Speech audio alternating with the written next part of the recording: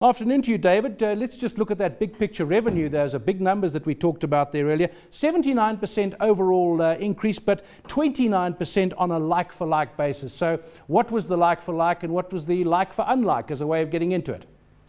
Oh, thanks very much and good afternoon. Yeah, so I think it's a very encouraging set of results in the first half year for us.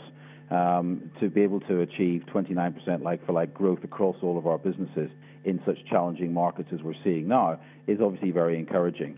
The engine room of the growth is the agricultural business, where we've seen double-digit like-for-like growth in our fruit and veg business, and that's particularly been strong in providing or selling product into the South African retail chains, and Pick n Pay being the largest customer in that group.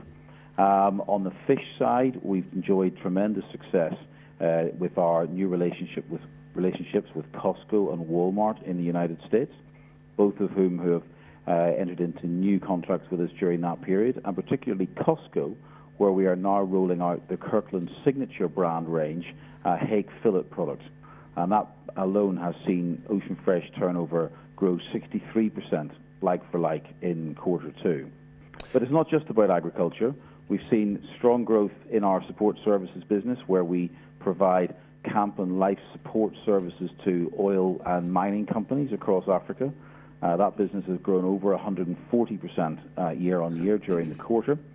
And we've also seen good growth in our hotels business, where we recently celebrated the opening of the Landsmoor Hotel in Gaborone in Botswana. So plenty of activity across all of those. The difference between the like-for-like and the reported earnings or headline revenue numbers are about the bedding in of acquisitions.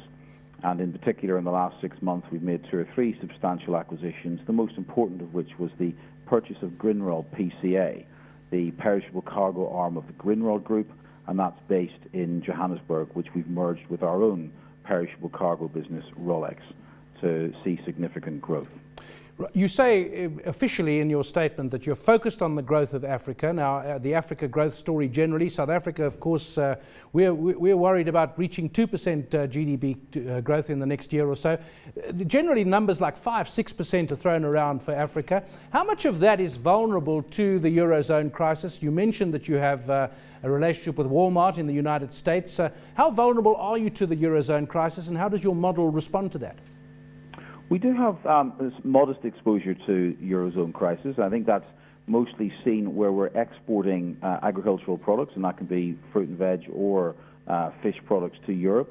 For example, we used to export fresh fish from Namibia to Spain, and we've seen that business itself drop off 20 or 30% during the first half of this year. But we've compensated for that by focusing far more on, firstly, the United States. I mentioned Costco and Walmart, where the ability to bring high-quality, sustainably sourced product to North America from Africa is very exciting. And secondly, to Asia, where the same is also true, both in China and in other Asian countries. We've seen demand pick up for African-sourced product. So what we've done is diversify away from Europe a little, and that's been deliberate because of some of the Eurozone issues, and focus more on North America and Asia, where growth is stronger. David, the corporate activity also included your divesting yourself from aviation, which that business became FastJet, listed separately. You still have an interest in it, but it's not your business anymore, and I suppose that focus is increasingly going to be reflected in your work going forward. Yeah, that's right. I mean, we were very pleased to, announce our transfer of the aviation business into the Rubicon Shell, which is now known as FastJet. And that now has a separate management team. Although we have a 67% shareholding in the business, we're not actively involved in the day-to-day running of it, and we're not involved in funding the business. Therefore, what that enables us to do is to focus on what we believe is our core: agriculture, infrastructure, hotels, and support services. The aviation model had reached an interesting point for us. We had achieved the rollout of our 3 hubs, one in Angola, one in Kenya, and one in Ghana.